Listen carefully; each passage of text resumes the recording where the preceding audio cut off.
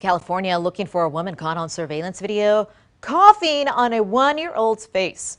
Happened 2 weeks ago at this San Jose restaurant. I can't believe someone has the heart to do this, and why? Like, what? My child did nothing wrong. He kind of looked up scared and she coughed in his face. Wow. According to police, that woman was upset that the mother was not maintaining social distance.